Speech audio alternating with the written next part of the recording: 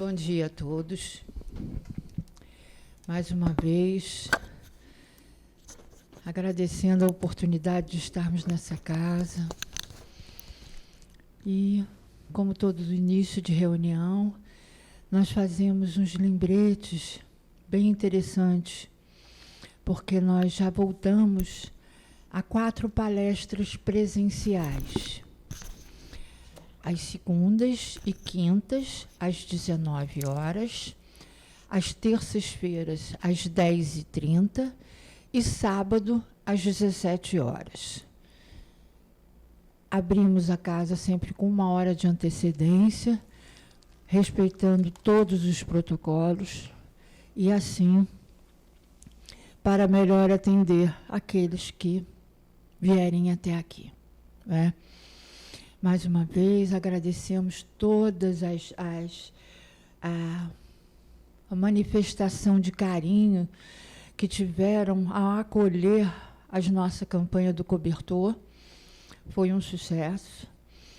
Os acolhimentos fraternos estão sendo realizados através dos nomes das pessoas que fazem, através do site que a casa mantém com um programa onde disponibiliza companheiros para fazer esse acolhimento. Então, o site da casa é www.rita.org.br. E qualquer outro aviso que também tenham necessidade, a casa está internamente, sendo aberta de 9 às 17 horas, para recolher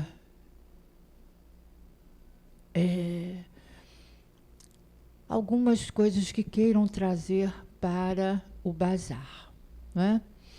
Então, vamos fazer a nossa prece para a nossa palestra, agradecendo mais uma vez a oportunidade de estarmos aqui envolvidos nessa ambiência amorosa e fraterna desses amigos espirituais que tanto torcem por cada um de nós. E assim, sentindo-nos abraçados e acolhidos por essas vibrações de amor, é que pedimos também para envolvermos a nossa companheira que fará o estudo, Emiliana Lameu, e assim possa dar subsídios doutrinários para cada vez mais refletirmos por esse nosso momento. Obrigada, Senhor, obrigada a esses espíritos amigos, mas que seja sempre em nome de Jesus, em nome de Deus, que pedimos a permissão para darmos por iniciado o momento dessa reflexão. Graças a Deus, Senhor. Então, envolvendo Emiliana Lameu, que fará o estudo desta palestra. Graças a Deus.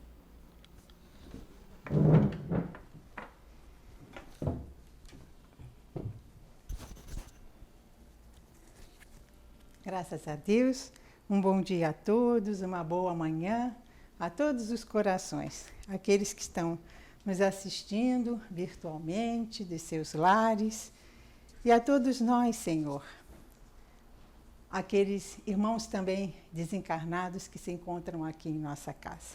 Né? Muita paz e muita luz a todos nós. Então, no dia de hoje, nos coube falar sobre um tema muito importante aos nossos corações. Falar sobre o amor, sobre o mandamento maior. Então, nós vamos meditar no Evangelho, capítulo 15, fora da caridade não há salvação, dos itens de 4 a 7. Então, ainda temos muita dificuldade de entender o amor na sua essência, né? Porque também somos aprendizes. Então, o amor se aprende, e nós estamos nesse grande aprendizado. E o amor é a essência divina. Então, o que é a essência? É o que é fundamental, né? Quando a gente pensa na essência do perfume, é ela que dá aquele cheirinho gostoso, que vai, né, dando uma ambiência. Então, essa essência é preciosa, a essência divina. A gente não tem noção do potencial dessa essência, mas aos pouquinhos a gente vai tomando conhecimento. E todos nós, todos, possuímos essa essência que contém as possibilidades, que tem todos os valores para que a gente possa, né, nos desenvolvermos, desenvolver esse amor em nós, através da vontade firme, através de esforços que temos que fazer. Então é preciso buscar essa essência em nós.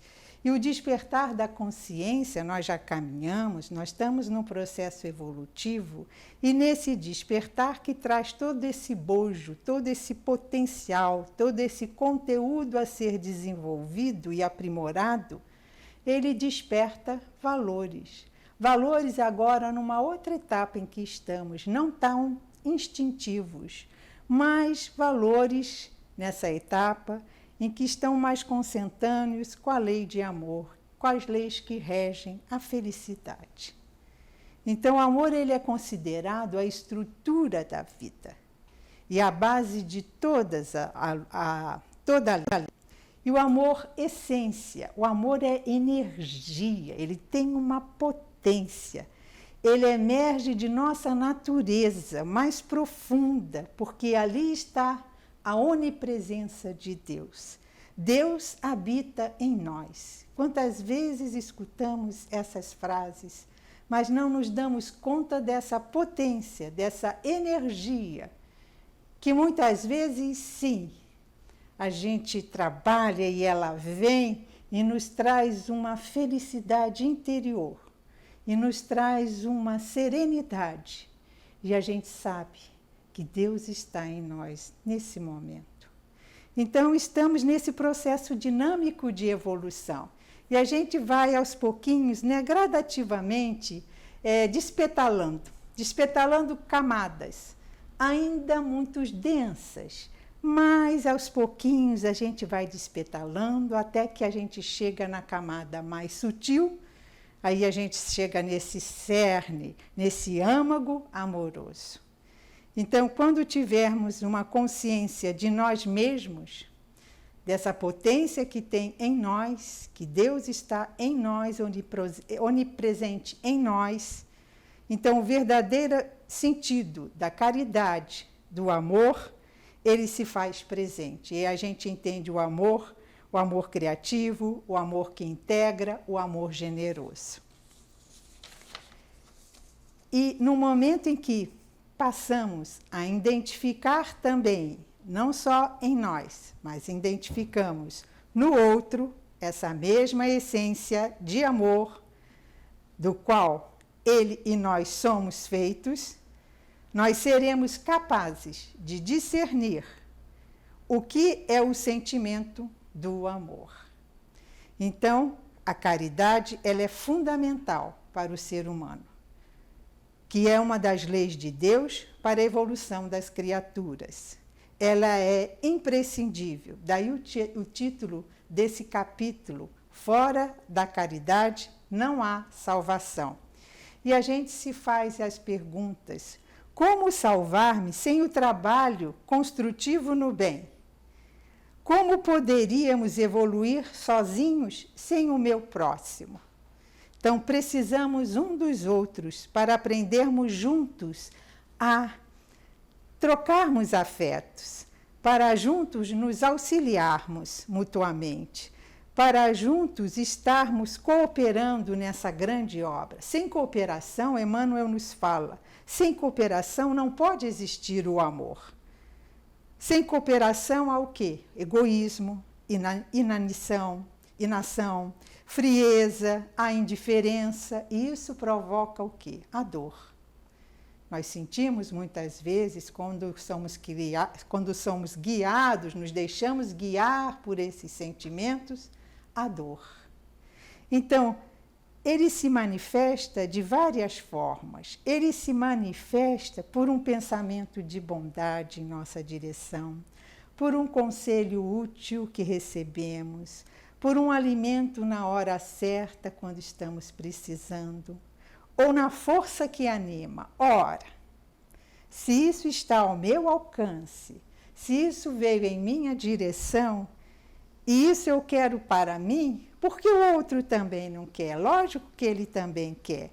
Então, quando a gente ama a Deus, a gente está amando esse próximo, porque a gente tem esse entendimento que ele é meu irmão. Então, nós estamos interligados. Eu não posso amar a Deus se eu não amo o meu próximo e se eu também não me respeito. Então, essa interligação faz de todos nós uma grande humanidade, em que esse Pai de amor e de bondade nos governa e nos ensina a amar. Então, olhar o outro com os olhos de amor, essa é a grande proposta da caridade. Então, vamos ler o pedacinho aqui do Evangelho que fala, no item 4, um mandamento maior.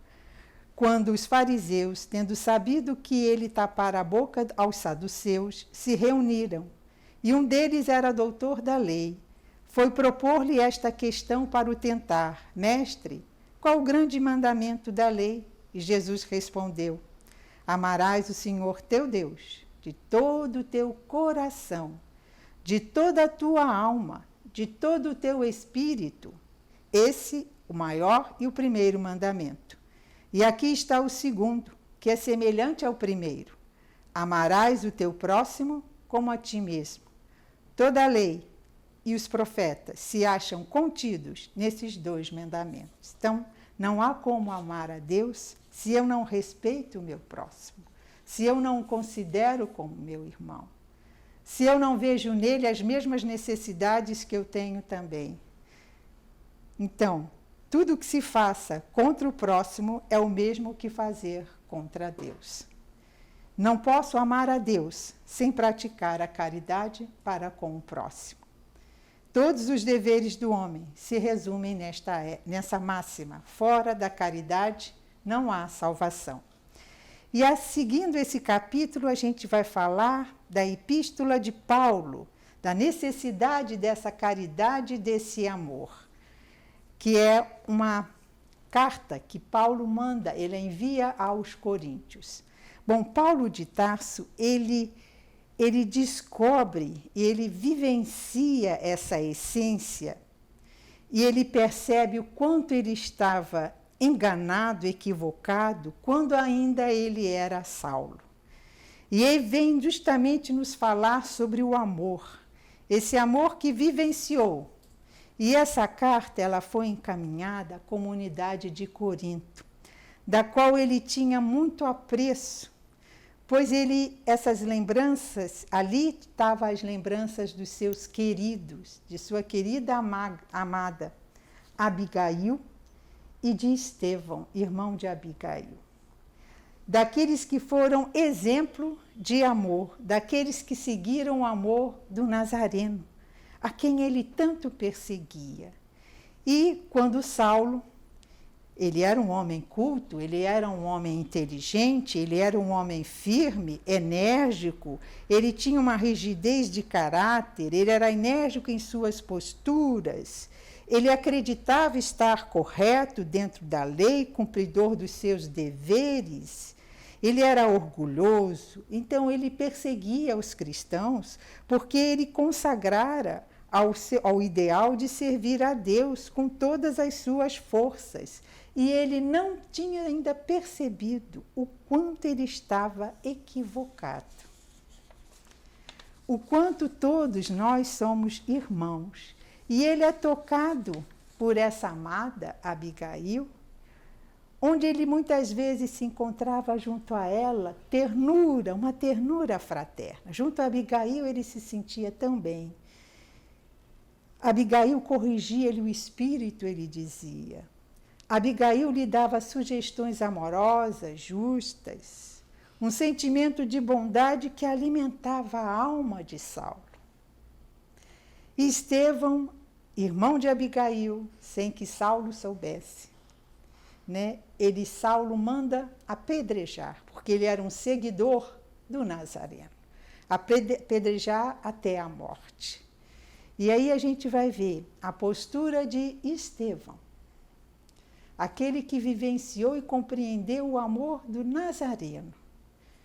Depois, já quase na morte, Abigail se aproxima dele, já quase moribundo, e Saulo se aproxima.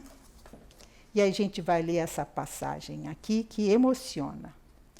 O moribundo contemplou, ela diz, Abigail se aproxima do irmão e diz: "Este é meu noivo", esclareceu a jovem, apontando o moço de Tarso, que naquele momento se petrificou, porque ele não sabia. "Cristo os abençoe", disse Estevão. "Não tenho no teu noivo um inimigo, tenho um irmão. Saulo deve ser bom e generoso. Defendeu Moisés até o fim. Quando conhecer a Jesus, servi-lo-á com o mesmo fervor. Sê para ele a companheira amorosa e fiel." Mas a voz do pregador do caminho estava agora rouca e quase imperceptível. Nas vascas da morte, contemplava Abigail fraternamente enternecido. E ouvindo-lhe as últimas frases, o doutor de Tarso fizera-se lívido. Queria ser odiado, maldito, a compaixão de Estevão, fruto de uma paz que ele e Saulo jamais conhecera no fastígio das posições mundanas, impressionava fundamente. Entretanto, sem saber porquê, a resignação e a doçura do agonizante assaltava-lhe o coração enrijecido. Trabalhava, porém, intimamente para não se comover com a cena dolorosa. Não se dobraria por uma questão do sentimentalismo. Abominar aquele Cristo que parecia requisitá-lo em toda parte, a ponto de colocar-se entre ele e a mulher adorada. O cérebro atormentado do futuro rabino suportava a pressão de 1000 fogos. Então a gente vê nessa passagem o quanto Estevão, moribundo, ele abençoando a Saulo e compreendendo a Saulo, por mais que o tivesse colocado naquela situação de morte, ele sabia que Saulo era um irmão, sabia que Saulo tinha uma potência dentro dele, sabia que nesse momento ele ainda estava equivocado. Então a gente se vê, será que nessa condição, né, tem que vivenciar muito o amor, tem que ter essa essência assim já emergindo com uma espontaneidade, com uma naturalidade, né, um conhecimento e uma vivência muito grande que Estevão tinha desse amor. E ele não tem o que perdoar a Saulo. Ele envolveu, ele o abraçou com a sua generosidade, abençoando. E Saulo fica atormentado. Saulo se atormenta, né? E ele com a morte, então, de Estevão, e mais tarde, de um tempo depois, com a morte de sua querida, de Abigail, isso o atormentou profundamente. E o que mais atormentava a Saulo era que ele tanto procurava essa paz espiritual, desde a mocidade, ele via naqueles que seguiam o Nazareno, como Abigail, como Estevão, essa paz. E ele não conseguia compreender o que se passava nessas criaturas, né? O que trazia, mesmo em situações tão dolorosas, aquela paz. E ele passa, então, só depois, né, quando ele já se torna Paulo, né, naquele encontro em Damasco com Jesus, em que Jesus diz: "Saulo, Saulo, por que me persegues?" E a partir daí, ele começa a ser não mais um perseguidor do Cristo, mas sim aquele que vai levar todo o conteúdo de amor àqueles povos necessitados das mensagens do Cristo. E aí vem essa carta que todos nós conhecemos e que todos nós, nos tocamos com ela, porque Saulo passou a compreender e, mais do que isso, a vivenciar esse amor. Então, na primeira parte dessa carta, ele fala, nesse primeiro momento, nós vamos ler para a gente relembrar, ele fala das ações externas. Então, ele diz: ainda que eu falasse todas as línguas dos homens e a língua dos próprios anjos, se eu não tiver caridade, serei como o bronze que soa e um símbolo que retine. Ainda quando tivesse o dom de profecia, penetrasse todos os mistérios, tivesse a perfeita ciência de todas as coisas, ainda quando tivesse toda a fé possível, até ponto de transportar montanhas, se não tiver caridade, nada sou. E quando houvesse distribuído todos os meus bens para alimentar os pobres, houvesse entregado o meu corpo para ser queimado, se não tivesse caridade, amor, tudo isso de nada me serviria. Então, nesse primeiro momento, ele faz com que a gente reflita as nossas ações externas. Então, eu posso ter recursos intelectuais, eu posso usar bem a palavra, a escrita, usar bem os meus talentos. Eu posso ter uma mediunidade que me permita esse intercâmbio com a espiritualidade. Eu posso ter a fé, como ele diz, a fim de transportar montanhas, ter a capacidade de acreditar e realizar. Eu posso me despojar, me desapegar de tanta coisa. Então, vamos fazer reflexões, portas adentro do nosso coração. Então, ao prestar serviço ao outro, à comunidade, a distribuir esmola, dar assistência social, ajuda a dependentes afetivos, ajudar aqueles que nos cercam, uma palavra, algo.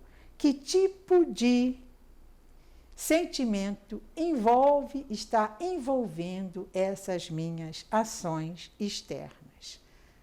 Ora, eu faço, mas o que me move é essa essência divina?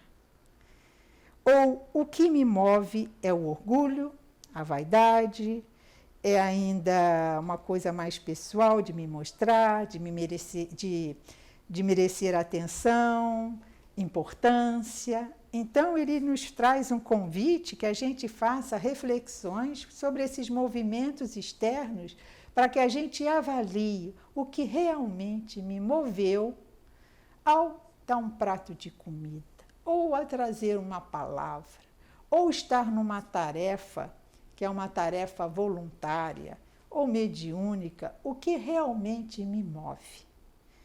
E ele faz essas reflexões.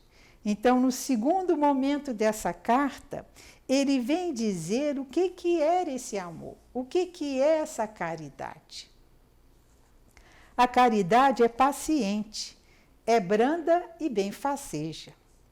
A caridade não é invejosa, não é temerária, nem precipitada. Não se enche de orgulho, não é desdenhosa, não cuida de seus interesses, não se agasta, não se azeda, coisa alguma. Não suspeita mal, não se rejubila com a injustiça, mas se rejubila com a verdade. Tudo suporta, tudo crê, tudo espera, tudo sofre. É muita coisa a caridade, não é mesmo?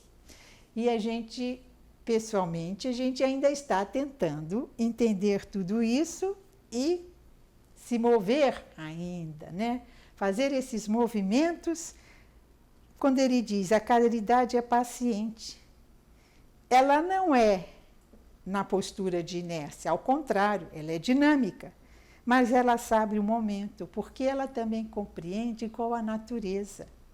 Tem um momento de gerar o broto, o fruto, né? Tem a estação certa, tem a rega, tem o solo, o tipo de solo. Então, sabe esperar, ele sabe esperar. Ele é branda e benfaceja. Então, ela não provoca desentendimentos. Ela sabe ouvir, ela sabe aceitar a opinião do outro, no mínimo escutar. Ela não é invejosa. Ah, eu sei fazer melhor do que o outro. Não. Ao contrário, ela passa a observar para ver se também, será que eu posso até melhorar? Então ela não inveja, ela se mira no outro como um espelho, como um aprendizado. Ela não é temerária, porque ela é firme na sua conduta, na sua postura correta. Ela não se enche de orgulho, porque é espontânea. Ela já brota, essa energia que vai emergindo espontaneamente. Ela não julga, ela respeita, ela não é desdenhosa, então não se acha melhor do que o outro. Ela não cuida de seus interesses, vai cuidar primeiro do outro. E assim fazia Jesus. Jesus primeiro ele pegava o alimento, ele repartia, ele distribuía, depois ele se alimentava. Então, não se agasta, não se irrita, nem se azeda com coisa alguma. Muitas vezes a gente fica, não soube receber não? Ou, não é assim que se faz, né? Então, eu entendo melhor do que você. São essas posturas que ainda temos que aprender muito ainda. Né? Então, ela não suspeita mal, ela não julga, ela não cobre, tudo suporta, porque tem as adversidades. Nem tudo é fácil. Tudo crê, porque crer nessa essência, nesse amor presente em seu coração, em seu espírito, tudo espera, tudo sofre. A dor ainda é uma dor universal. Todos nós ainda estamos, de algum momento de nossas vidas, abraçados pela dor. E a dor é universal, porque a perda de um ente querido, de um filho, tanto faz ser uma mãe brasileira, uma mãe africana, uma mãe que mora lá no Canadá. A dor ela é única, ela é universal, não é? E ela tem a vontade firme. É isso que move a verdade. É isso que move para a lei de amor. Então, a caridade, ela está ao alcance de todos nós. E é isso que Paulo fala. Ela está ao alcance daquele que tem recursos, daquele que não tem, daquele que tem recursos intelectuais, financeiros, daquele que é independente de sua crença. Ela está presente. Então, ao conjunto de todas as qualidades do coração, aí nós temos essa essência que é o amor. Então, não há amor se não houver respeito. Não há o amor quando a gente ainda julga, quando a gente ainda inveja, mas nós não temos ainda todos esses cabedais. Mas já temos, de vez em quando, assim, relâmpagos, não é? Relâmpagos, e quando a gente os tem, quando a gente vivencia da melhor maneira, quando a gente faz com o coração realmente, né? Assim, movido de compaixão, de alegria, de poder ser algo mais para o outro, isso traz uma alegria que só a gente pode medir. Ninguém precisa nem saber. É assim que é aquele que entende a essência do amor. É o que Jesus tanto nos ensinou. Ele fazia. E em torno dele, aquela energia amorosa, ela tinha um magnetismo que atraía tantos, né? Para entender o que era esse grande amor que ele veio nos ensinar. Então, não há amor sem respeito. Respeito com as imperfeições do outro, com as suas dificuldades, com o tempo do outro, com os ofensores. Não é assim que gostaríamos que também nos vissem? Então, é assim que a gente tem que ter esse olhar para com o outro. E aí a gente trouxe 2 textos, né? Vamos trazer assim agora para a nossa convivência do nosso dia a dia, né? Nesse momento em que essa convivência, foi assim, todos nós fomos tocados, né? Conviver com o outro no momento em que fomos obrigados a estar todos reunidos pela situação da pandemia. E aí nós trouxemos aqui as reflexões de Hermance Dufour, porque ela fala que, primeiro, a gente sabe que o amor é respeito. E não existe respeito se não existe tolerância, né? Então, o que a gente entende por tolerância, né? Às vezes a gente fica até um pouco confuso, porque às vezes a gente diz assim: eu conheço as fraquezas do companheiro que trabalha comigo, mas porque eu o amo, eu tolero os seus desajustes. Então, eu acho que isso é tolerância. Às vezes também eu identifico os erros dos que obreiam conosco na batalha do dia a dia, mas porque eu reconheço os seus esforços, eu tolero os seus momentos de sombra. Então, às vezes eu acompanho de coração apertado aqueles que convivem portas adentro do nosso lar, mas para salvaguardar o ambiente de paz que desejamos seja permanente, eu tolero silenciosamente os instantes de irreflexão do outro. Então a gente fica pensando, será que isso é tolerância? Não é? Será que a gente não está, de uma certa maneira, quando aquele está em seus desajustes e a gente tolera e ficamos na nossa, porque a gente o ama, mas a gente fica na nossa? Será que a gente não está, assim, acentuando a delinquência do outro? Será que com a fraqueza do outro, se eu tolero, não vai ser um início de uma queda maior? Será que se eu tolero a indisciplina do outro, não pode ser um passo para a acomodação, para um desculpismo? Então, a gente fica assim, muitas vezes a gente acha que isso é tolerância, mas na realidade não é, porque a tolerância, ela constrói, ela é construtiva. Então a gente pergunta assim, Jesus, eu vou refletir o que é que Jesus faria, não é?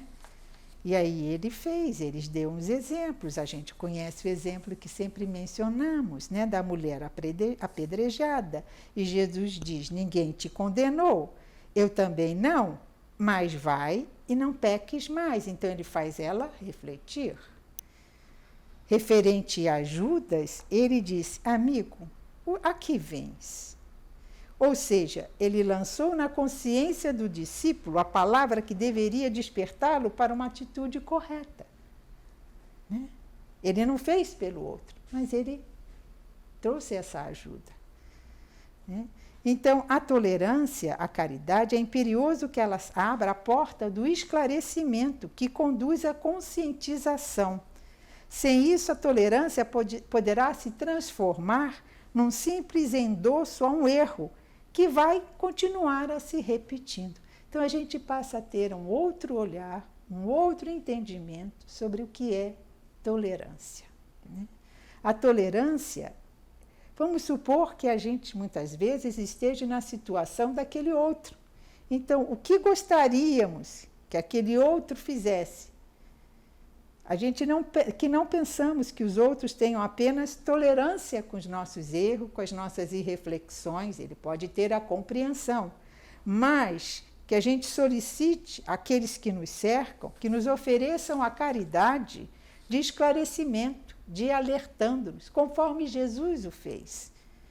Que é para que a gente não caia, não repita aquelas questões, aqueles erros, aquelas irreflexões, né, que vão se prolongando, vão se erradicando, a fim que a gente tenha um novo rumo. Então, tolerar sim, mas exercer então a caridade, que corrige, pois só assim estaremos nos apoiando mutuamente para a conquista dessa luz imperecível.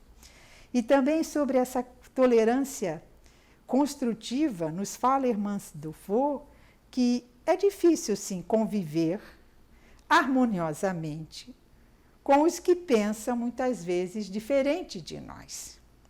E a tolerância, ela não é passiva. Então, assim, as divergências, né, elas ocorrem, elas fazem parte ainda da convivência, mas não necessariamente a gente pode entrar em desacordo, o que também é difícil para nós. Mas não tem importância, a gente está no aprendizado. Porque muitas vezes a gente tem uma postura de entendimento pessoal. E aí a gente se vê obrigado a abrir mão desse entendimento e ficamos com a nítida sensação de omissão. Então, eu não me coloquei e eu estou optando pela tolerância, vou ficar calado.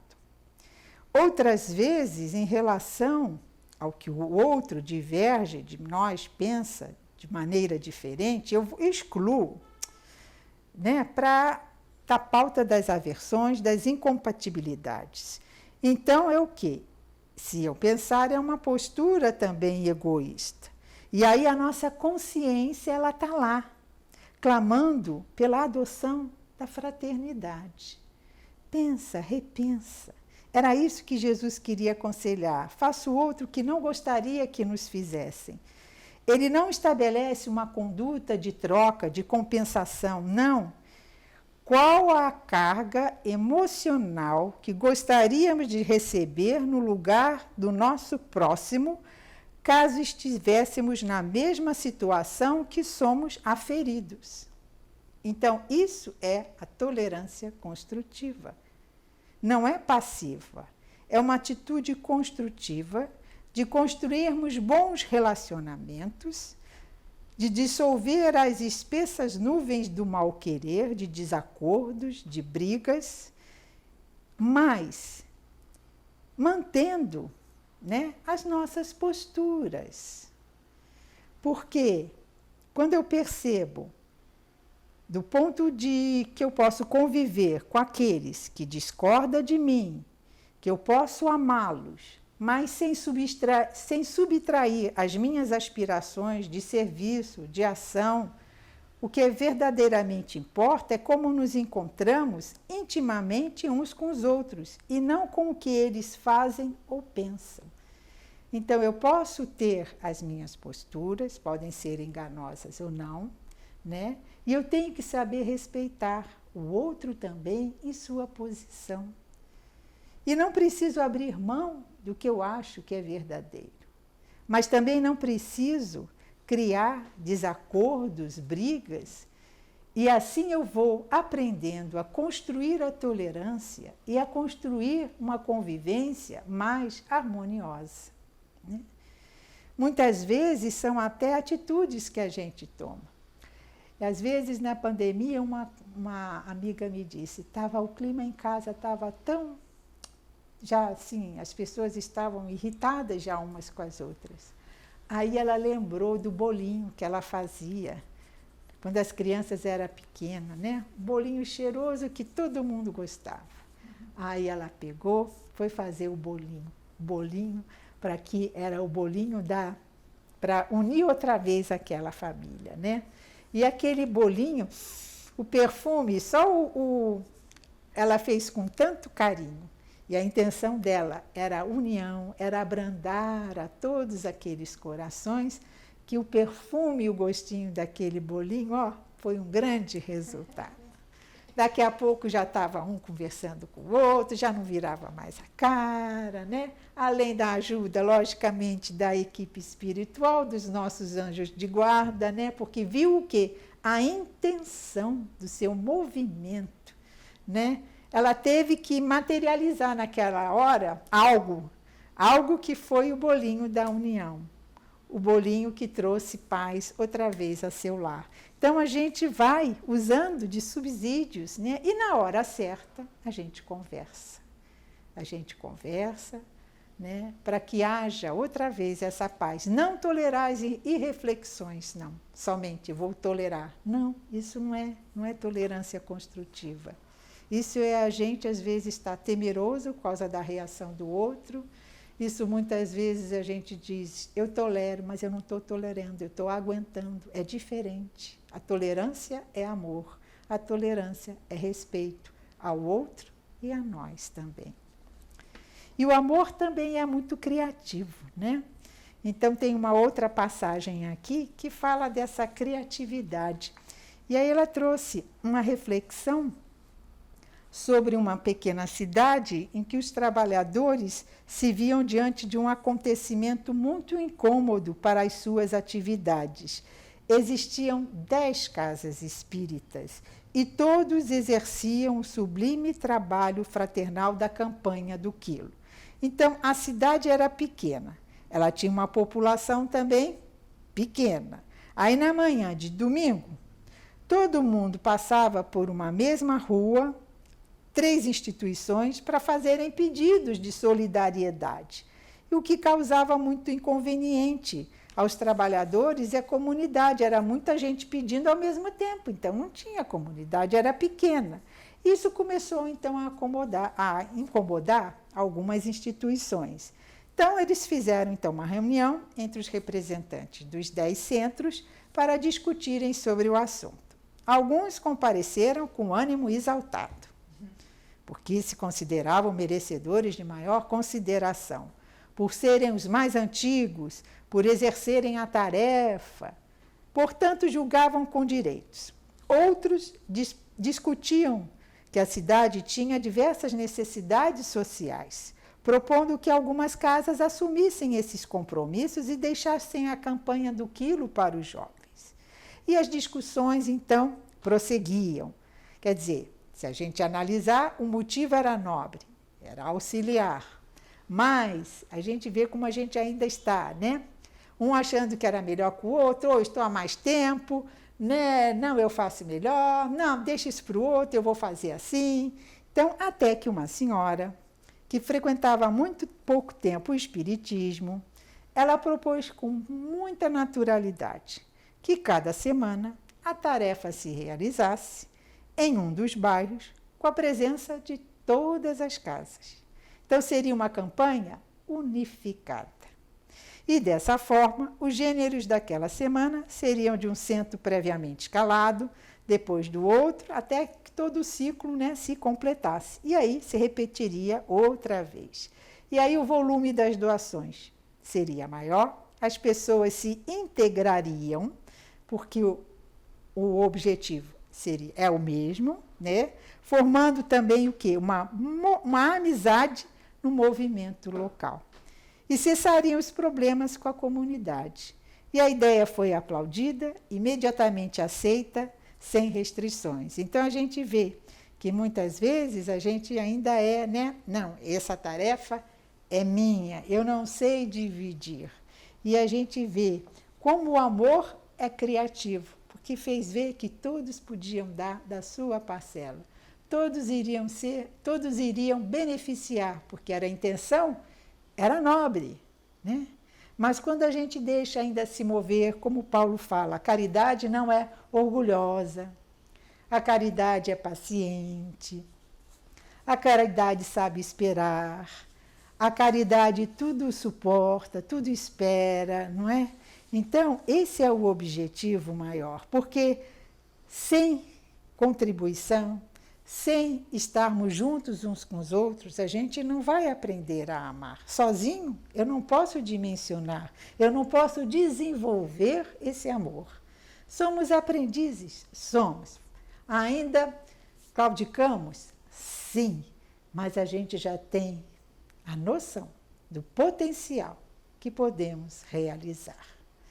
Nós temos que ter a noção dessa palavra essência, essência divina, desse Deus onipresente em nossos corações, em nossos espíritos, e não só no nosso, no outro.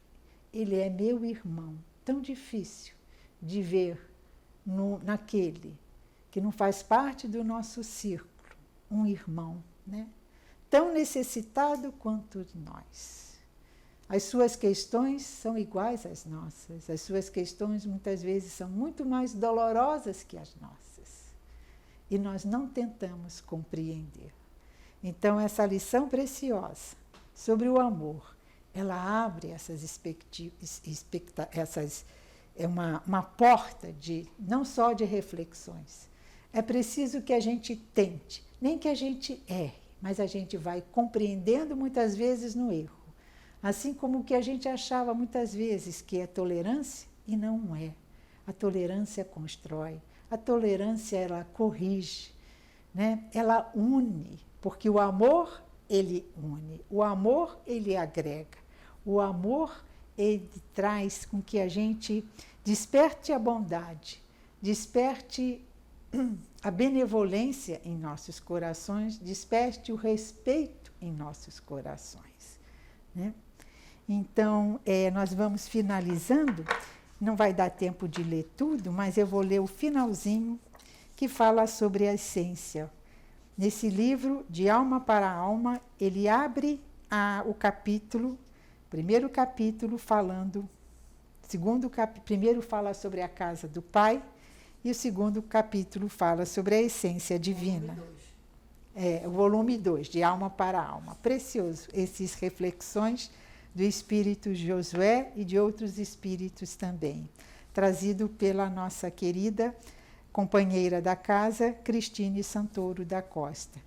Então, meus queridos, quando encontrares a essência das coisas, que é Deus, jamais te afaste dela, pois ela tudo é.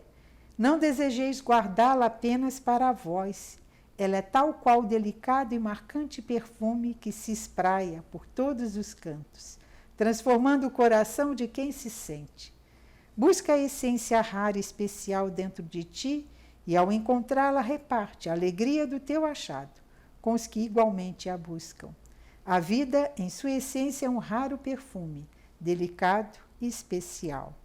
Então, que tenhamos a noção dessa essência divina, desse delicado perfume, né, que todos nós temos dentro dos nossos espíritos e que nos movimenta. E que um dia vai emergir de tal modo que vai ser tão sutil, tão espontânea, que a gente vai estar juntinho a esse Pai de amor e de bondade. Ele conta conosco nesse trabalho de sua obra. A sua obra mostra o seu grande amor, a maneira que ele cuida, a maneira que ele respeita, a maneira que ele é criativo. Então, também nós precisamos usar dessa energia do amor em realizações no nosso dia a dia, no convívio com os nossos queridos, no convívio naqueles que ainda não pensam como nós também não pensamos como eles. Então, o respeito, a tolerância, o amor, que ele possa nos dirigir. E agradecemos a todos por essa reflexão, pelo esse mandamento maior que ainda estamos tentando compreender dentro dos nossos espíritos. Muita paz, muita luz, e hoje essa palestra, ela será encaminhada no dia 25, Dia do Soldado, né? Então essa obra aqui, o Rita de Cássia, né? Ela foi fruto de um grande amor, de uma grande soldado do Cristo que ainda o é na espiritualidade, Tia Vera. Que ela receba do coração de cada um dos seus trabalhadores, de cada um frequentador, de cada um que está ligado em nossa casa, né? Um buquê bem bonito, né? Que possa perfumar o seu coração, porque ela trouxe o perfume do amor em muitas situações, para muitos corações doloridos, e trouxe o sustento pela sua firmeza, e ela contou com colaboradores, porque ela sabia que sozinha ela também não podia, mas ela abraçou a companheiros e ela conseguiu saber que cada um tinha o seu jeitinho, cada um tem o seu talento, mas seria um colaborador precioso nessa grande obra, que é o Rita de Cássia. E que Rita de Cássia possa perfumar esse buquê de quem ela tanto tinha assim apreço por esse espírito, Rita de Cássia. Daí o nome de nossa casa. Então, que Jesus nos abençoe e envolva um abraço bem gostoso à nossa querida Tia Vera, a esse soldado do Cristo, que possamos aprender com ela a sua firmeza, a sua amorosidade, a sua generosidade, que envolve a cada um de nós nessa casa. Muita paz e muita luz. Graças a Deus.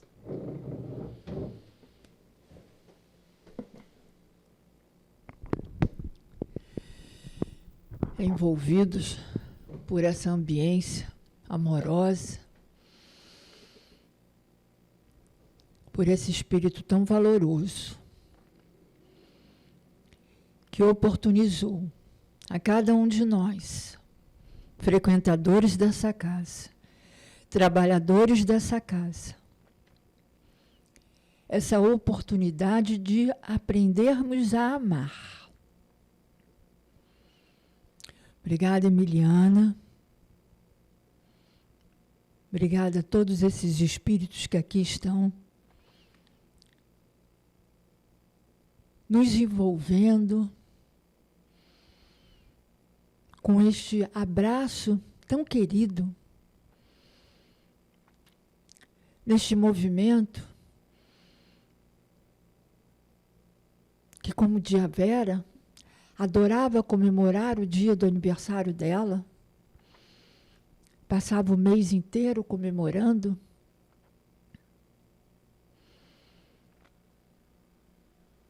Trazendo a cada um de nós esse sentimento, nos lembrando da possibilidade que nós temos, sim, de aprendermos a amar, a nos respeitar, nessa convivência, nesse aprendizado enorme, que a lei de Deus, que a lei de Jesus veio também nos mostrar que é possível. Obrigada a todos esses espíritos que aqui estão, a nos envolver, ao guia de cada um de nós. E assim, mais uma vez, emocionados, sim, por sermos soldados da Tia Vera.